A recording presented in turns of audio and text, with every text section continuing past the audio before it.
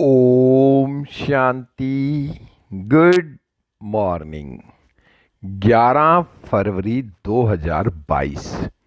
मीठे मीठे बाबा के मीठे मीठे प्यारे प्यारे महावाक्य हम मीठे मीठे प्यारे प्यारे बच्चों के लिए। बाप दादा संदली पर बैठे हैं और हम सब बच्चे बाप दादा के सामने बैठे हैं। बाप दादा दृष्टि दे रहे हैं, वरदानों से भरपूर कर रहे हैं। बाबा बोले, मीठे बच्चे जी बाबा, माया की बीमारी से छूटने के लिए ज्ञान और योग का एप्पल खाओ, रोज खाते रहो। मीठे बच्चे, माया की बीमारी से छूटने के लिए ज्ञान और योग का एप्पल सेब रोज खाते रहो। आज बाबा ने प्रश्न पूछा, कर्मातीत अवस्था में जाने का पुरुषार्थ क्या है? कर्मातीत अवस्था में जाने का पुरुषार्थ क्या है? उत्तर में बाबा ने बताया, ऐसा अभ्यास करो जो बुद्धि में सिवाय बाप के और कोई की याद ना रहे। अंतमति सो गति। जब ऐसी अवस्था हो जो बुद्धि में कोई भी याद ना रहे, तब सदा हर्षित भी रहेंगे और कर्मातीत अवस्था को भी पालेंगे। तुम्हारा पुरुषार्थ ही है आत्म अभिमानी बनने का। आत्मा आत्मा को देखे, आत्मा से बात करे तो खुशी होती रहेगी, स्थिति अचल हो जाएगी। गीत चला, तुम ही हो माता, पिता तुम ही हो। ओम शांति। गायन तो यथार्थ है, क्योंकि सारी सृष्टि का रचयिता और फिर जिन द्वारा रचना करते हैं उसको ही कहा जाता है मात पिता। रचता कोई भी साकार व आकार को नहीं कहा जाता, रचता एक निराकार को ही कहा जाता है। अभी यह समझ तुम बच्चों को आई है। वह तो सिर्फ गाते हैं। भक्तों की बुद्धि में सिर्फ यही रहता कि बस भक्ति करनी है, परंतु किसकी भक्ति करनी है कुछ भी पता नहीं। भक्ति करनी चाहिए एक भगवान की, जिसे मात पिता कहते हैं, ना कि सैकड़ों की। कहते हैं भगवान आकर भक्तों को भक्ति का फल देंगे। फल अथवा वर्षा एक ही बात है। बच्चा पैदा होता है तो माता पिता के वर्षे का फल मिलता है। बाकी यह गायन तो है भक्ति मार्ग का। याद करते हैं कि आकर के हमको भक्ति का फल दो। ज्ञान और भक्ति भी कहते हैं। भक्ति का फल है ज्ञान। बरोबर तुम अब जानते हो भक्ति कब से शुरू हुई है। यह कोई को पता नहीं। ज्ञान का समय है दिन, भक्ति का समय है रात। दिन और रात सो तो जरूर आधा आधा होगा। शास्त्रों में कल्प की आयु लंबी लिख दी है, ज्ञान को बहुत समय दे दिया है और भक्ति को थोड़ा समय दिया है। द्वापर कलयुग की आयु कम दिखाई है। यह रात और दिन का पूरा हिसाब तो ठहरा नहीं। कृष्ण पक्ष और शुक्ल पक्ष भी कहते हैं। शास्त्रों में यह अक्षर है। कहते हैं तुम लोग शास्त्रों को नहीं मानते हो, फिर शास्त्रों के अक्षर क्यों लेते हो? तो तुमको समझाना है। शास्त्रों का सार तो बाबा ही बताते हैं। फलाने शास्त्र में यह राइट नहीं है, यह राइट है। रेफरेंस तो जरूर देना पड़े। जैसे अब प्रदर्शनी में चित्र दिखाते हैं, हनुमान, गणेश, वामन अवतार आदि आदि। समझाने लिए दिखाना तो पड़े ना। जो बातें रॉन्ग हैं वह वर्णन कर फिर राइट क्या है यह समझाते हैं। अब बाबा की महिमा गाते हैं, शिवाय नमः। फिर लिखा है तमेव माता च पिता तमेव। नाम तो देना पड़े ना। मनुष्यों को यह पता नहीं कि हमारा बाप कौन है। कहते भी हैं ओ गॉड फादर, बुद्धि उधर जाती है। मनुष्य प्रार्थना आदि करते हैं तो जानते हैं परम पिता परमात्मा परलोक में निवास करते हैं। ब्रह्मा विष्णु शंकर को याद करेंगे तो बुद्धि सूक्ष्म वतन में जाएगी। फर्स्ट सेकंड फिर थर्ड फ्लोर है। अब मुख्य बात है बाप को भूले हैं। बाप आकर उलाना देते हैं, तुमने हमारी कितनी गलानी की है। बाप जो सर्व को सदगति देने वाला है, उनकी फिर सर्व ने बैठ गलानी की है। भगवानुवाच है ना, यदा यदा ही धर्मस्य। भारतवासी अपने धर्म की गलानी करते हैं, कहते हैं ईश्वर सर्वव्यापी है। क्या सब में ईश्वर है? तो कह देते हैं कच्छ अवतार, मत्स्य अवतार, वरा अवतार। बाप तो भारतवासी बच्चों को ही कहते हैं क्योंकि बच्चे ही गलानी करते हैं। यह मुरब्बी बच्चा ब्रह्मा भी गलानी करता था। यह गलानी भी ड्रामा में नोंद हुई थी। तब तो पाप आत्मा बनते हैं। बाप ने तो सबको पावन बनाया था क्योंकि पतित पावन है।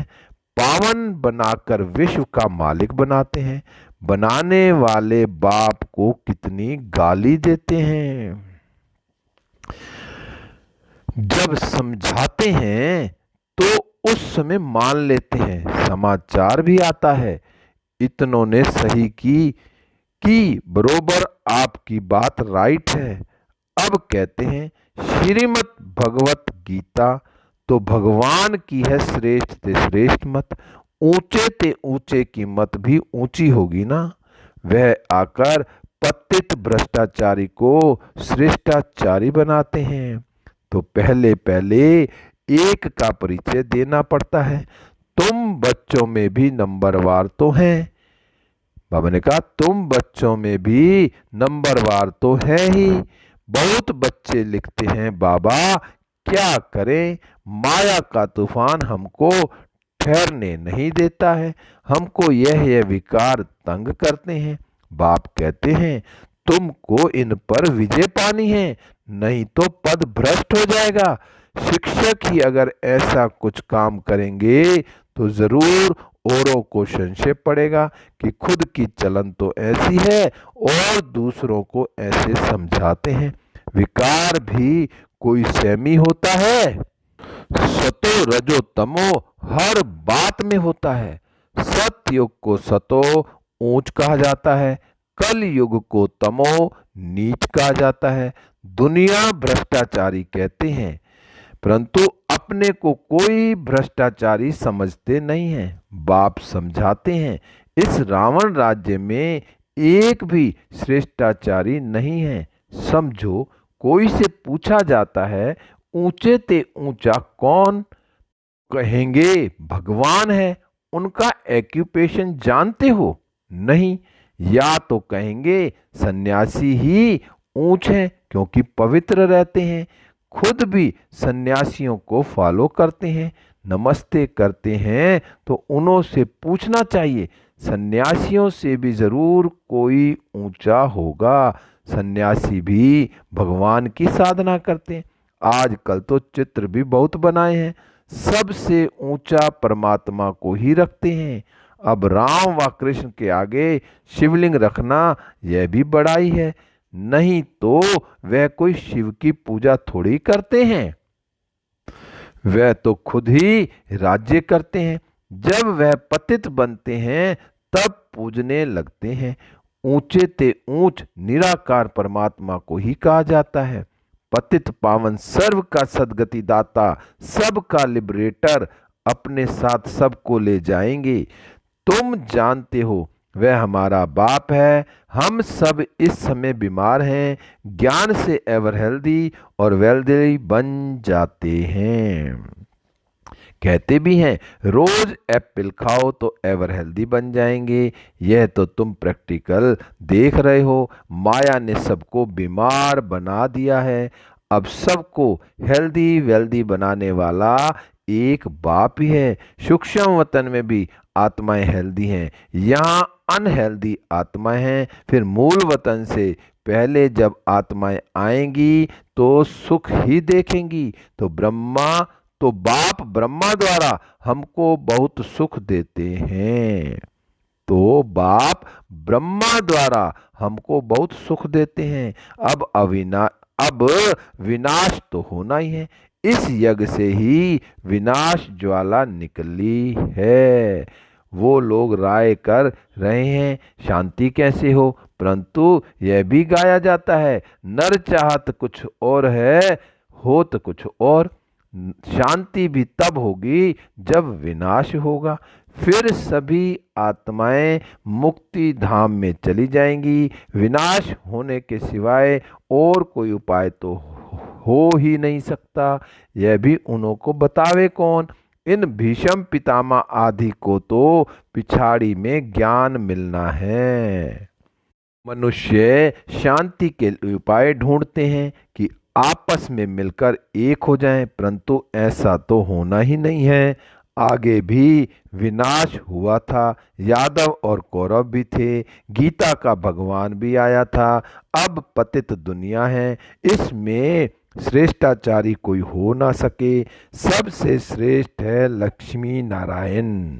यही सतयुग में राज्य करते थे।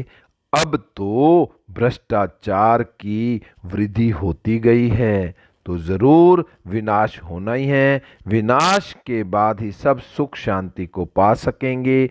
सबको समझाना है कि हम आदि सनातन देवी देवता धर्म के हैं। पहले वही धर्म था, अब नहीं है। फिर से उसकी स्थापना हो रही है। इस समय हम हैं ब्राह्मण।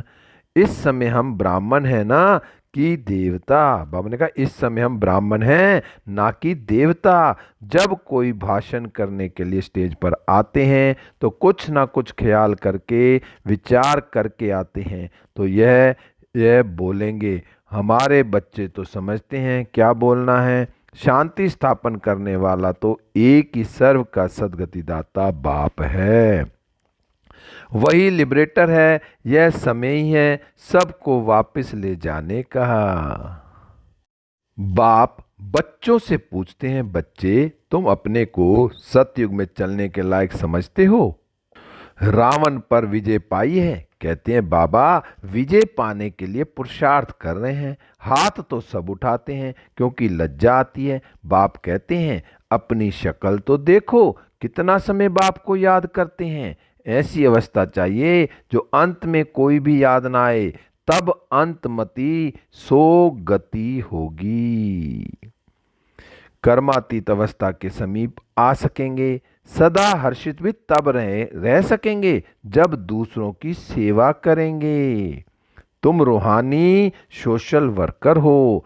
तुम्हारे बिगर रूह को इंजेक्शन कोई भी लगा ना सके। गाया भी जाता है ज्ञान अंजन सतगुरु दिया।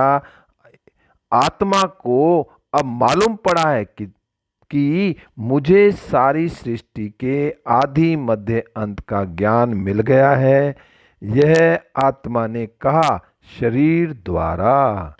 ज्ञान सागर को अब हमको वापस जाना है। यह बहुत खुशी की बात है। पुराना चोला छोड़कर नया चोला लेना है। इस कारण नाम ही है श्याम सुंदर। तुम जानते हो हम सुंदर थे, अब श्याम बने हैं, फिर सुंदर बनेंगे। बाबा सुंदर बनाते हैं, माया रावण श्याम बनाता है।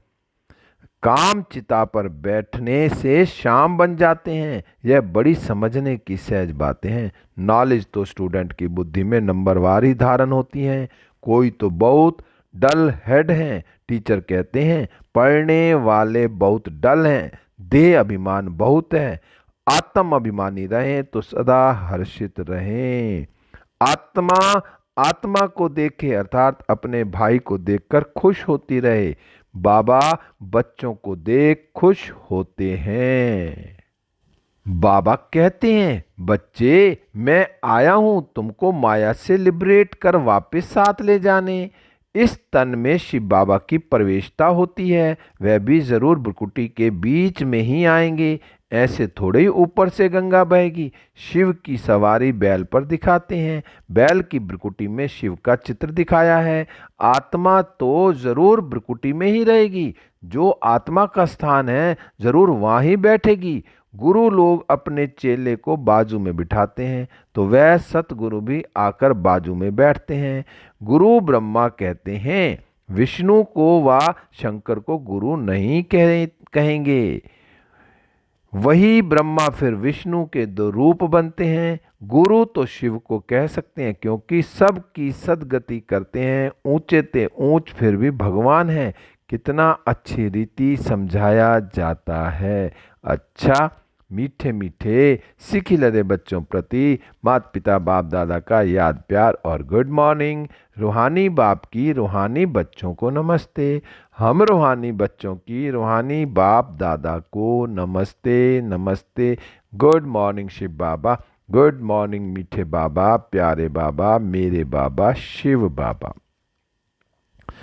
धारणा के लिए मुख्य सार है नंबर 1, सदा हर्षित रहने के लिए आत्म अभिमानी बनना है। हम आत्मा भाई भाई हैं, यह दृष्टि पक्की करनी है। नंबर 2, रूहानी सोशल वर्कर बन आत्मा को ज्ञान का इंजेक्शन लगाना है, सबकी रूहानी सेवा करनी है। आज बाबा ने वरदान दिया।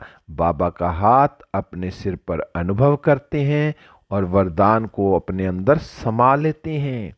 बाबा ने कहा, संतुष्टता के आधार पर दुआएं देने और लेने वाले सहज पुरुषार्थी भव। संतुष्टता के आधार पर दुआएं देने और लेने वाले सहज पुरुषार्थी भव।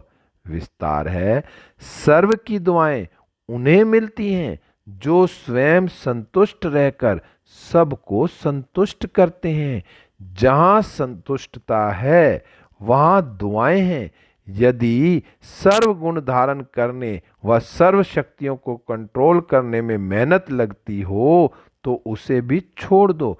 सिर्फ अमृत वेले से लेकर रात तक दुआएं देने और दुआएं लेने का एक ही कार्य करो तो इसमें सब कुछ आ जाएगा। कोई दुख भी दे तो भी आप दुआएं दो तो सहज पुरुषार्थी बन जाएंगे। स्लोगन है, जो समर्पित स्थिति में रहते हैं उनके आगे सर्व का सहयोग स्वतः समर्पित हो जाता है। जो समर्पित स्थिति में रहते हैं उनके आगे सर्व का सहयोग स्वतः समर्पित हो जाता है। आज मातेश्वरी जी के अनमोल महावाक्य। मुरली का हेडिंग है, छोटी सी मुरली है, मनुष्य आत्मा अपनी पूरी कमाई अनुसार भविष्य प्रारब्ध भोगता है। मनुष्य आत्मा अपनी पूरी कमाई अनुसार भविष्य प्रारब्ध भोगता है। मम्मा कहती, देखो बहुत मनुष्य ऐसे समझते हैं हमारे पूर्व जन्मों की अच्छी कमाई से अभी यह ज्ञान प्राप्त हुआ है, परंतु ऐसी बात है ही नहीं। पूर्व जन्म का अच्छा फल है यह तो हम जानते हैं। कल्प का चक्र फिरता रहता है, सतो रजो तमो बदली होता रहता है, परंतु ड्रामानुसार पुरुषार्थ से प्रारब्ध बनने की मार्जिन रखी है। तब तो वहां सतयुग में कोई राजा रानी, कोई दासी, कोई प्रजा पद पाते हैं, तो यही पुरुषार्थ की सिद्धि है। वहां दैत्य ईर्ष्या होती नहीं, वहां प्रजा भी सुखी है। राजा रानी प्रजा की ऐसी संभाल करता है जैसे माँ बाप अपने बच्चों की संभाल करता है। वहाँ गरीब साहूकार सब संतुष्ट हैं। इस एक जन्म के पुरुषार्थ से 21 पीढ़ी के लिए सुख भोगेंगे। यह है अविनाशी कमाई। जो इस अविनाशी कमाई में अविनाशी ज्ञान से अविनाशी पद मिलता है। हम अभी सतयुगी दुनिया में जा रहे हैं। यह प्रैक्टिकल खेल चल रहा है। यहाँ कोई छू मंतर की बात नहीं है। अच्छा, ओम शांति, ओम शांति, ओम शांति। मीठे बच्चे, माया की बीमारी से छूटने के लिए ज्ञान और योग का एप्पल सेब रोज खाते रहो। ओम शांति।